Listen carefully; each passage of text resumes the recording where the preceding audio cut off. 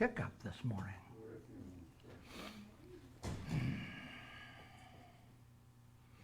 And so as we gather this morning, whether it be physically here within these four walls, or whether it's over the internet, whether it be today, later in the week, it makes no difference, because we are gathered together in consciousness. And it is in that consciousness that we recognize there is indeed a magnificent power in the universe. And that power resides within each and every one of us. And so we know that this service this day is already blessed. Each and every person who is a part of this service in any way is blessed. Anyone who is watching, listening, or here is indeed blessed. And so we just give thanks. We give thanks for our awareness of that magnificent power. We give thanks for all that we are. And now we just let it go, we let it be, and so it is. And so it is. This is the portion in the service where we honor all faiths, all paths. And I don't have a candle lighter this morning, so... Amy's gotcha. Okay, Judy. Or Judy does. We're an interfaith gathering, a spiritual community that honors all teachings and all spiritual teachers. And now we begin the ceremony that celebrates this oneness of life, which acknowledges that all people and all faiths come from the one universal presence, which we call Spirit. Our candle lighter this morning is Judy. Thank you for stepping up last moment. Let us begin.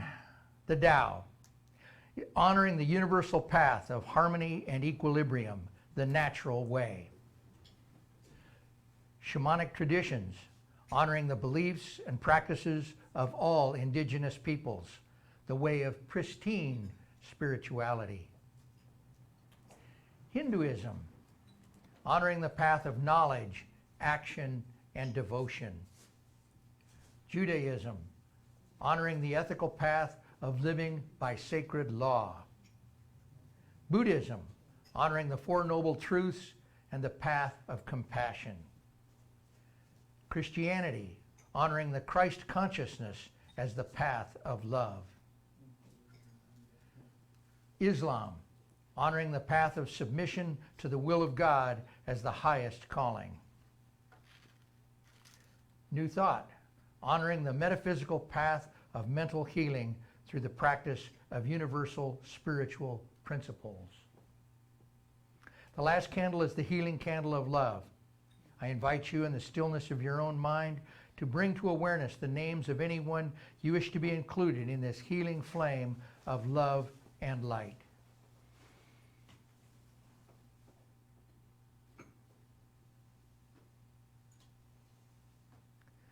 Now that our flames of faith are fully lit, we move forward into our celebration, realizing and reaffirming that all paths lead to God.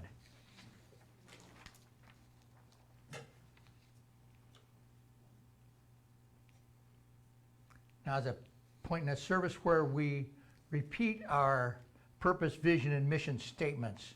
And the reason that we do this is I think it's important for us to remember why we're doing this. Why do we bother showing up every Sunday? Why do we bother with all of this? So please join me in affirming our purpose, which is our reason for being. We awaken and inspire love and oneness. Our vision, this is what we want to create or become. We are an empowered, uplifting, inclusive community. And our mission, how are we going to get this done? We teach spiritual transformation with grace and joy.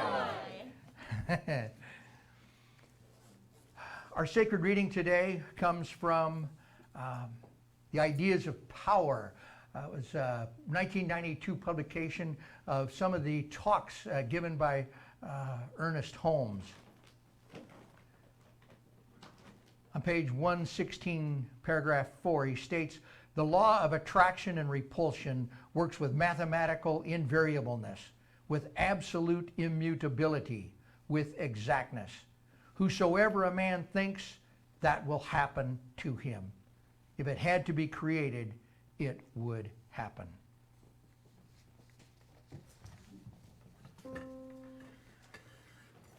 When everything changes, I can change anything. Turning the pages, everything's new. If life's little stages are teaching me anything, it's everything changes and I can change too. Used to be when things got crazy, I'd get to feeling low, but I found out I can't let that face me. Honey, now I know. When everything changes, I can change anything. Turning the pages, everything's new. If life's little stages are teaching me anything, it's everything changes and I can change too. Who expects the unexpected? Life's sneaking up on you. And sometimes we all feel disconnected. What you gonna do? When everything changes, I can change anything. Turning the pages, everything's new. If life's little stages are teaching me anything, it's everything changes and I can change too. Who's to say why it works this way? Well, it's kinda strange, but it's true. When everything changes, I can change anything. Turning the pages, everything's new. If life's little stages are teaching me anything, it's everything changes and I can change too. Everything changes and I can change too. Everything changes and I can change too.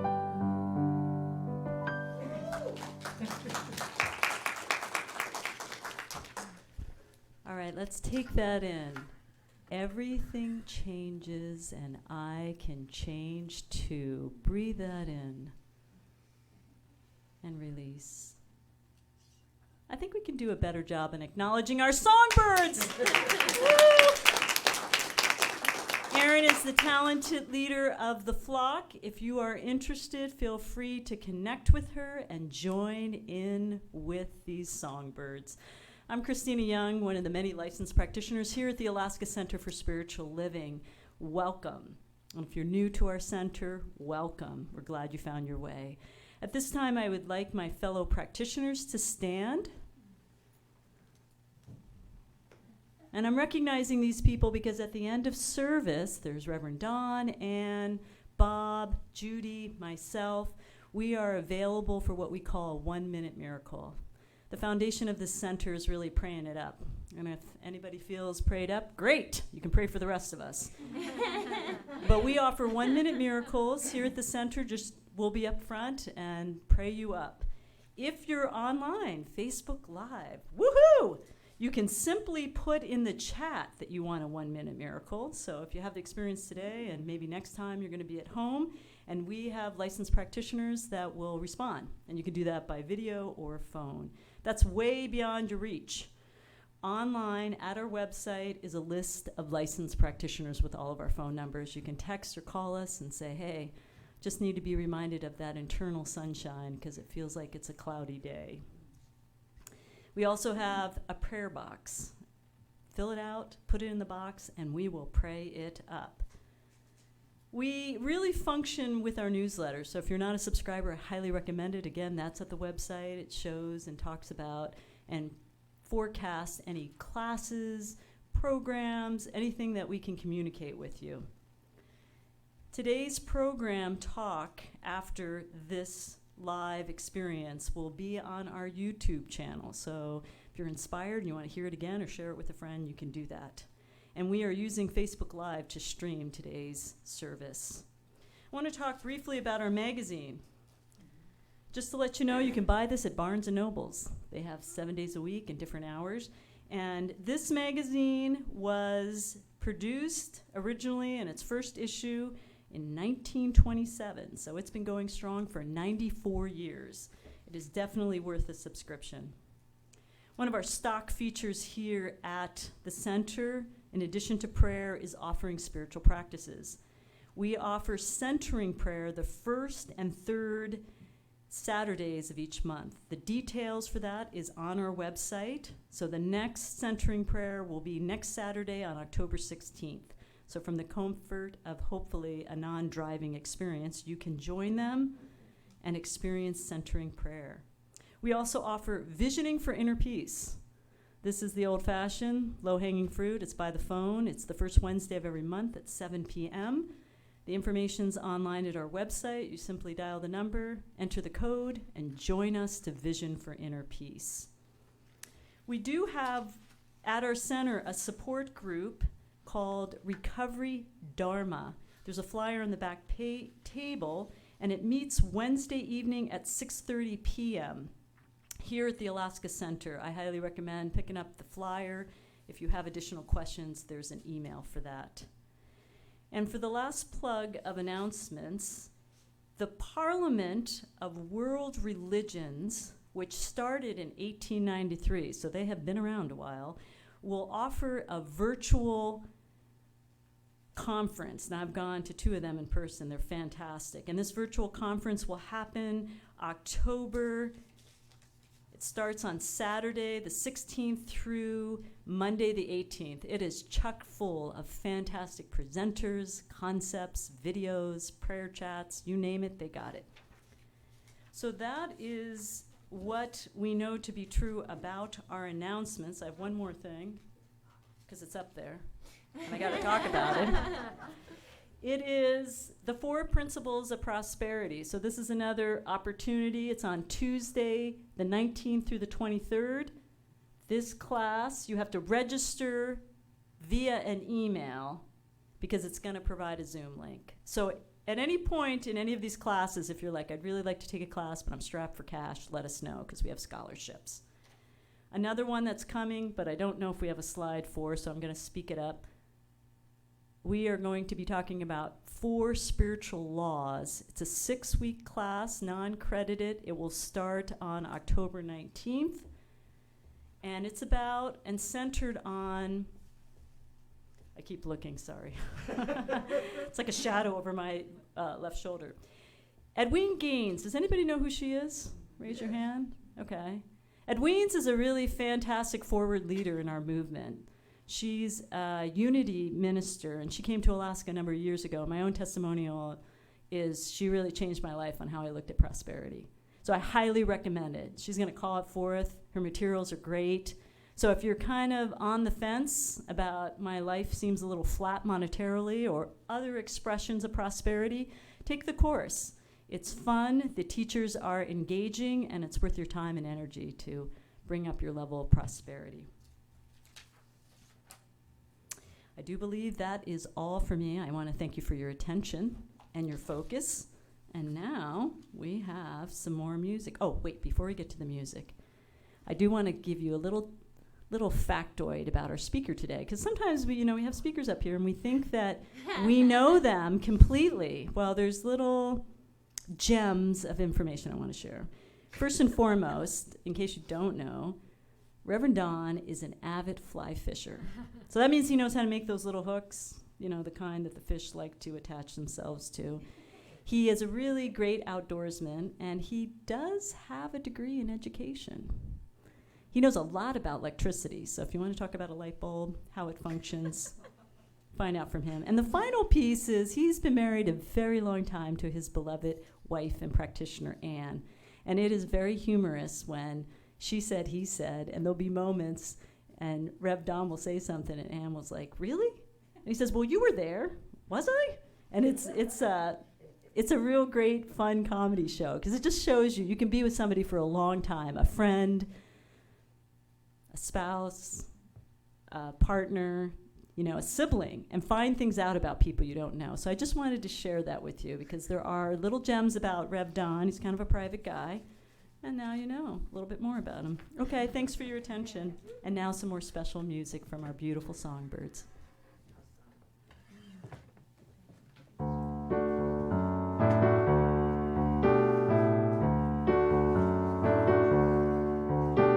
Just talking with my neighbor about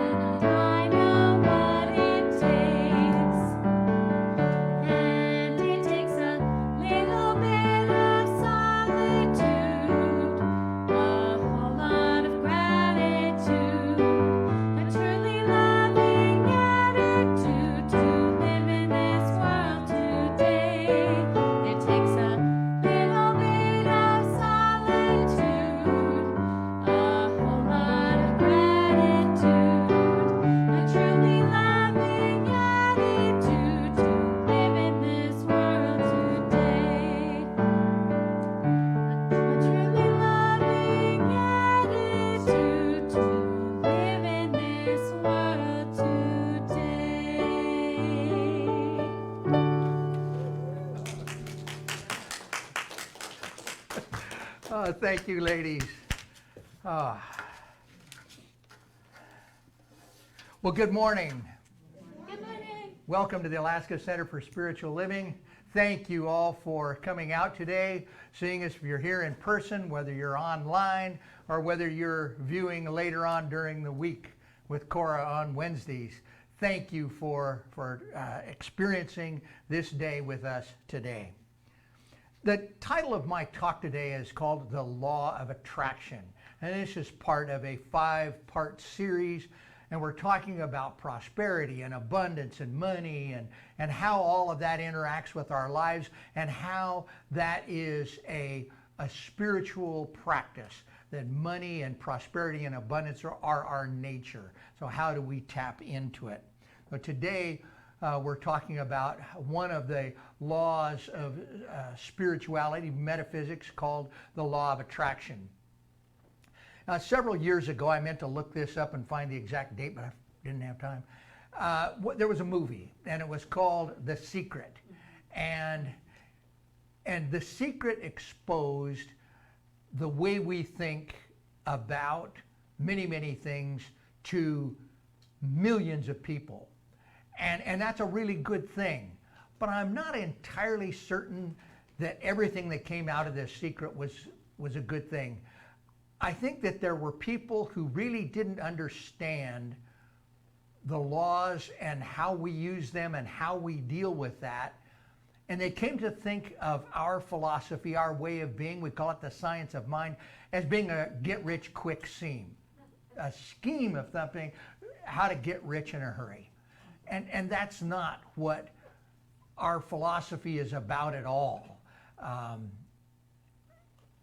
One side effect of practicing some of these things is you may experience some boost in financial well-being, but that's certainly not the objective of everything we do. And we do believe in and use the law of attraction, but it's not necessary to get rich.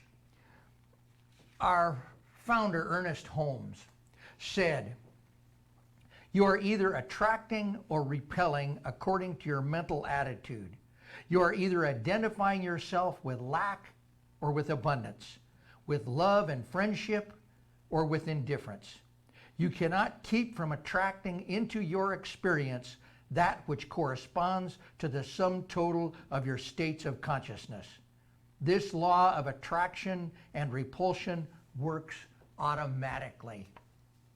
So today, my 3 points, I'm going to talk about the law of attraction. Then I'm going to get into, does it always work? And thirdly, did I attract my recent little TIA? So first of all, the law of attraction. As we look at that, we heard what Ernest Holmes had to say about it, but that was kind of long, and it dealt with a lot of different conditions. It dealt with, our relationships and everything else. Catherine Ponder, another Unity minister, said it very well, very concisely.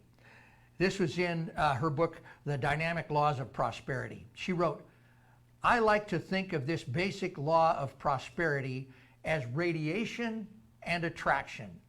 That which you radiate outward in your thoughts, feelings, and mental pictures and words, you attract into your life and affairs." That's so simple. What we put out is what we get back. I've told a story before of going into the grocery store with Susan Breakall, noticing all these happy people. I never knew the grocery store was so much fun. And then I discovered that Susan was smiling at everybody that she met. Up and down the aisle. You know how you get into the grocery store, you go down one aisle and you see that person. You go around the corner, you come back, you see them in the next aisle. By about the second time you'd run into these people in the aisle, they'd come up grinning. What Susan was putting forth into the world was joy. It was warm-hearted friendliness. And that's exactly what she got back. What a joy it was to just follow her around the grocery store.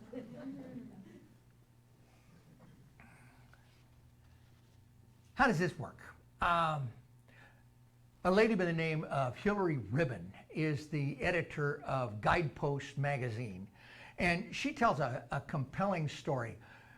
Recently, her boyfriend took her to dinner for her birthday, and they had been planning it, and they called and they got reservations at this very exclusive restaurant right on the beach, and they requested and got a table that was right in the center, had this beautiful view of the beach, and they had the sunset going down, and everything was scheduled to be absolutely perfect. And the day came, and Hillary had made all kinds of preparations. She'd been online and she found this really unique dress. It was kind of a flimsy cotton thing with lace overtone. I don't know all these terms. Now, if you're talking about the insect life of, I could understand that, but trout flies, I got. Dresses, no. But it was a very unique dress. And she found it. She was so happy she had that dress. So the day came and they got ready to go. She hurried home from work. She was late getting there. She looked at the sky and it looked like the weather was changing. And thought, oh, maybe I shouldn't wear that. She was debating whether or not she should change her dress. And her boyfriend called upstairs and said, Hillary, we're already 10 minutes late. So she said, well, I'll just wear this. And so off they went. They arrived at the restaurant only to discover that their table had been given away. They were so late they missed it. But the maitre d' was very kind and said, we've got another table that I think you'll like. And wouldn't you know, they were placed right next to the table they wanted.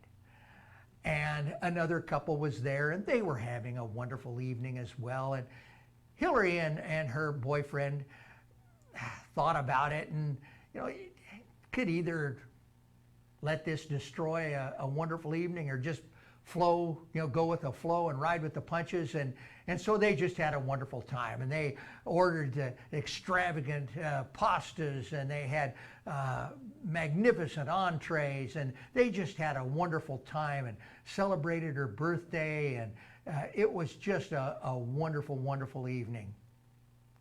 And as they got ready to go, they called for the check. And their waiter came over and says, well, I'm sorry, that's already been taken care of. Really? What? Who did this? It's the couple over there. The people that were in their table.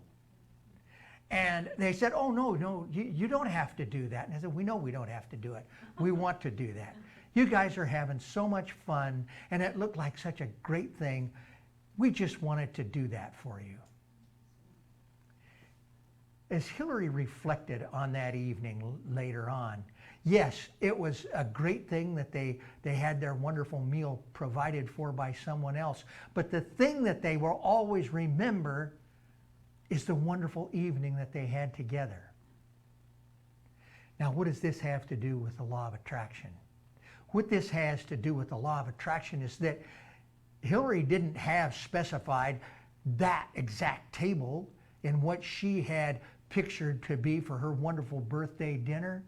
What she had put forth into the universe was to have a great time, to have fun with her boyfriend, to laugh and have fun and really experience the evening and celebration.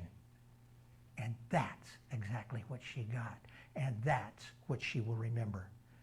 The law of attraction always works. But that is the title of my second point. Does it always work? And the answer is yes. But sometimes there's some other things. Or yes, absolutely, and there can be other circumstances. So another story. This is a story of a young lady right here in Anchorage who was seeking another job. She wanted a new experience of employment. Her job was fine. She was very competent at it, but it really wasn't fulfilling her any longer. And what she wanted was a job where she could use her creativity and in support of a team. She wanted to be part of a team. Her current job, she was very much in her own silo and didn't get a chance to experience that teamwork, and she really wanted that. And so she created the mental mold of what she wanted, experiencing that teamwork, experiencing the chance to use her creativity, and she put that forth into the universe. And wouldn't you know, it was like 2 days later, she spotted this opportunity for employment from a site she'd never looked at. She didn't know anything about it. She had no idea, but she was prompted to make a call. She got an interview right away. The interview went beautifully. It was perfect. And there were so many things about this that were even above and beyond what she had hoped for. For example, she was an avid outdoors woman. She was an avid bicyclist. And this particular employment opportunity happened to be right on a bike trail. It was about a 20-minute bike ride from her house, all on a bike trail the whole way, never had any traffic to worry about. She could bike together all year long on this trail. I mean, everything about this employment opportunity was perfect. And she was ready to just sign up. I'll start Monday. But as the interview concluded, they were happy with her. She was happy with them. They had made an offer, and she asked about compensation. Ooh, the compensation package was considerably less than what she was expecting and what she was currently making. And she thought, ooh, I don't know. And then she thought about her current situation and her current boss, who had been a mentor to her, who had held her hand through tough times, who had been a great leader. And she thought of how hard it will be to go up and tell her, I'm giving my 2-week notice. And she thought about it and she thought about it. And so she told him she'd give him a firm answer the next day. She declined the offer. One thing that went through her mind is, I attracted this. Do I only get one shot? Is this my only opportunity?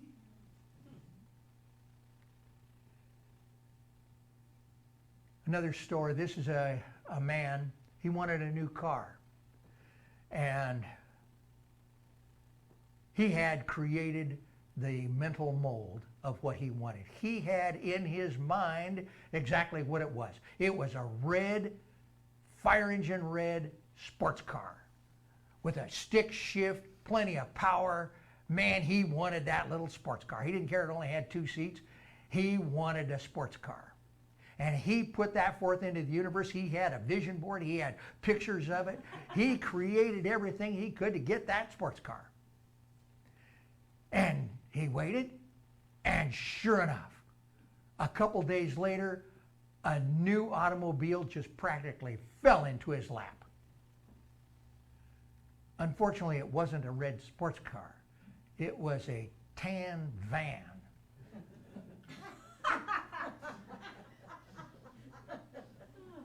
But it had room for his wife and their 5 kids and their 2 dogs. Got great mileage, was highly dependable. And so he did indeed get a new car. It just wasn't the red sports car. And his dilemma, his question was, well, does the universe give me what I want, or does it give me what I need? Kind of like when you were little at Christmas, you know, and you got underwear. Yeah. And you wanted that shiny new bike. Here's the answer. The universe is not your mama. The universe is not going to take care of you. The universe is not going to give you what you need instead of what you want. What the universe is going to do is going to give you what you are in alignment with. Now, Abraham Hicks calls that a vibrational match. Esther would say that they are a vibrational match. The universe will give to you that with which you are in alignment. And so the man wanting the new car got the thing with which he was aligned. It wasn't what he really wanted, but that is what he was aligned. with. And the same thing with our young lady in the job. She got that which she was aligned for. She got everything in her wish list. Boy, it was down. One thing she didn't have in her list was compensation. And it came in a lot lower than what she had expected. But the universe absolutely provided exactly what she wanted. Now, is this her only chance to do this? Of course not. She can turn around and visualize again. She can set forth a new desire into the universe, looking for that employment. She can look for these things, including this time maybe a little bit higher compensation package. Now, it may not show up as a compensation package. Maybe it shows up as a company-provided car, so which would save her automobile payments plus insurance payments plus everything else. Maybe it will show up as a company-provided apartment, which happens to be right on a bike trail. It can show up in a lot of different ways, and as long as we keep it open, the universe can respond to us. We don't want to narrow it down too much, but at the same time, the universe will provide exactly what we put forth into it. Now, it doesn't always happen to be something good. And so I will use an example from this very day. We had a meeting yesterday, practitioners, and we went over all of the elements of Sunday service, and we looked at all the things. And one of the statements that was made was that something always comes up on Sunday morning. Last minute, we're just guaranteed we're going to have a panic. And something's going to go wrong, and we're going to have to make a whole bunch of last-minute adjustments. We got here this morning. We are prepared. We are on game, man. This is awesome. Everybody was early. We went over the sacred readings. We went over all the stuff. I mean, what could possibly go wrong? But remember what we had put forth into the universe yesterday. Something always happens. So what do we have? We have new guests today, none of which have a mask, and our little supply of masks had dwindled down to almost nothing, and we were just about out of masks. We were down to 2. So rather than risk, Christina had to jump up, run to the store, and get new masks. 3 stores. Wow. And as she got later and later and later, I started sweating because I knew I had to come up with a sacred reading and get up here and say something at the beginning.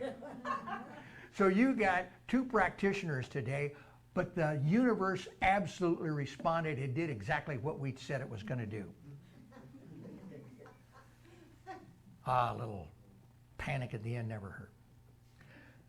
Third point, did I attract a TIA? For those of you that don't know, I recently experienced what they call a TIA. It's a transient ischemic attack, sometimes known as a mini stroke. I really didn't experience that much. I had one arm that didn't work very good for a little while, but you know, by the time I got to the emergency room, I could wave and stuff like that. But I'm fine. Did I attract that? Or if you remember, Anne had a bout with an extremely vicious type of uterine cancer. You know, did she attract cancer? Did I attract a stroke? I think if you dug into the readings, you got into Ernest Holmes and everything else, there might be statements of that, yes, you did. Whether it was some subconscious or unconscious way, you indeed attracted that, and I don't believe it.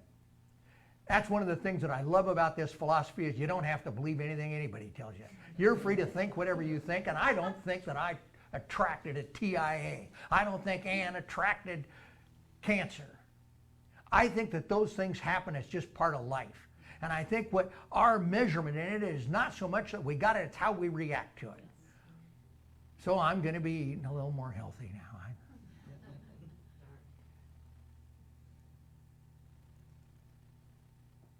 We don't have to create all of everything in our lives. Our lives indeed are the outpicturing of our thoughts, our attitudes, We do attract that. There is no doubt about that in my mind.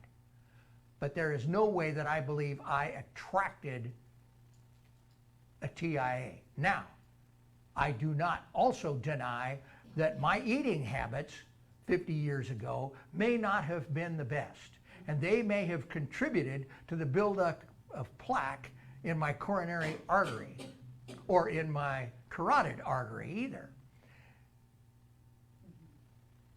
But I don't think that I did anything to attract them. I think that that is all just part of life. Somewhere in here I have a great quote. This is by Anthony Williams. Anthony Williams wrote a book called The Medical Medium, and he was in a movie that we did a series in called Heal. And he really had some good stuff in there, but this is what he had to say. You are not to blame for your illness. It is not something that you manifested or attracted. It is not your fault. You certainly don't deserve to feel unwell. You have a God-given right to heal. And I absolutely believe that. He went on to say that when we deal with people that are experiencing these kinds of things, he gave kind of a guideline of how we can behave. I hear you, I see you, I believe you, and I believe in you. What you are going through is valid, and there must be a way to triumph over it. I will hang in there with you for the long haul. And that I believe. There is a way to triumph over that which is within us.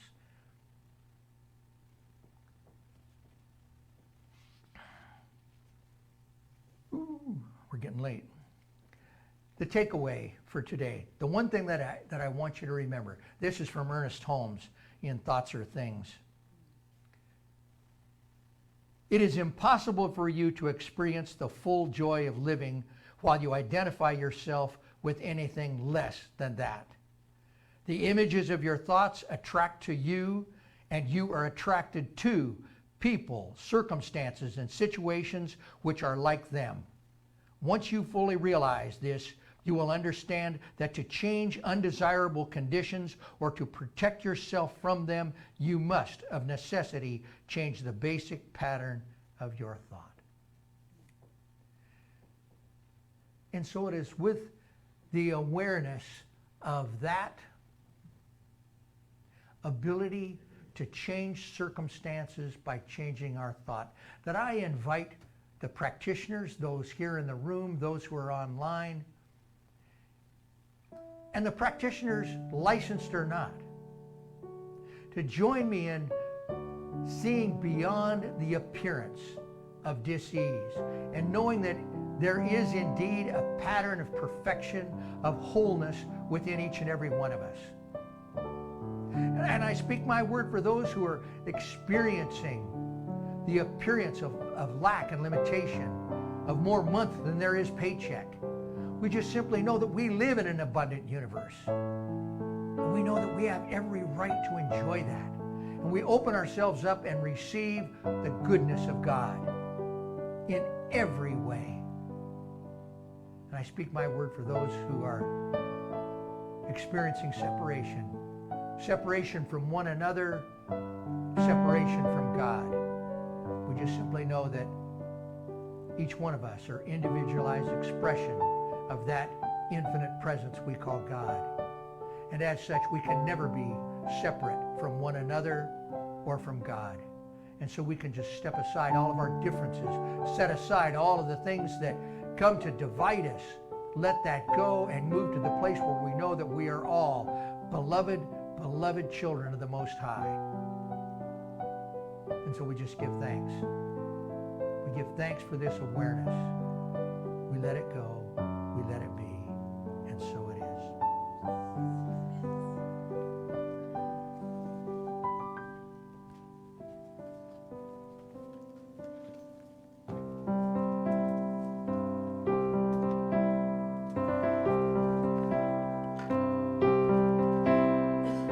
God is in everything I see.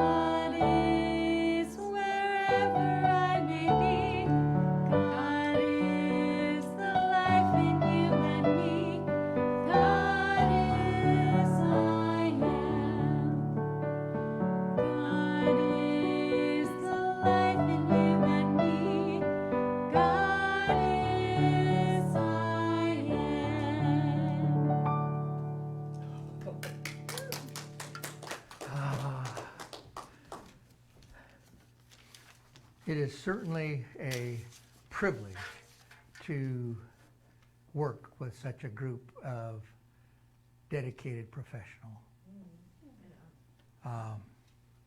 Thank you, guys. This is the portion of our service where we are afforded to participate in another one of those spiritual laws, kind of like the law of attraction. This is called the law of circulation, and essentially what that states is continuation. What we put forth is circulates and comes back to us. I want to honor the people there today. Cynthia George, Ninetta, Luann, Judith Mack, Michelle Moore-Jones.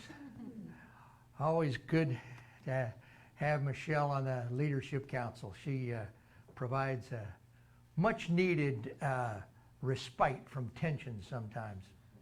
Great sense of humor. Okay, if you'll join me in our affirmation. Divine love through me blesses and multiplies all that I have, all that I give, and all that I receive. Thank you, God, and so it is.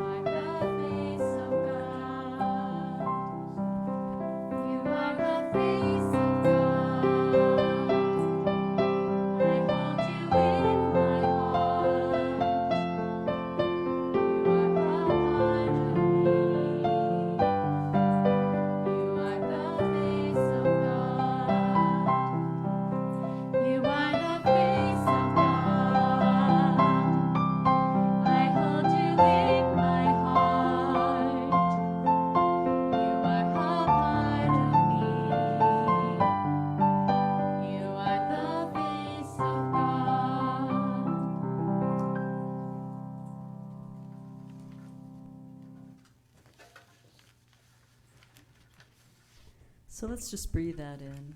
I invite you to close your eyes or lower them. And breathe in that you are the face of God. Right here and right now, we give deep thanks for all that's been revealed, healed, explored, transformed, engaged, maybe even enlightened. We give thanks for the technology that connects us, the music that inspires us, the talk that will linger in our minds to be thinking about, the support team that makes it all happen in the back, all the practitioners, and our devotion to this philosophy. We give thanks for this day, this moment, and for our ability to say yes to something different and new. For this and all the moving parts that are seen and unseen, we give deep thanks. And from a space and place of gratitude, together we say, and so it is. Put your hand on your heart and repeat after me. Right where I am. Right where I am. Magnificent. Magnificent. Wonderful. Wonderful. Things are happening. Things are happening. I trust completely I trust completely that I am guided, that I am guided, supported, guarded guarded by the universe itself. by the universe itself. And so it is. And so it is. Thank you.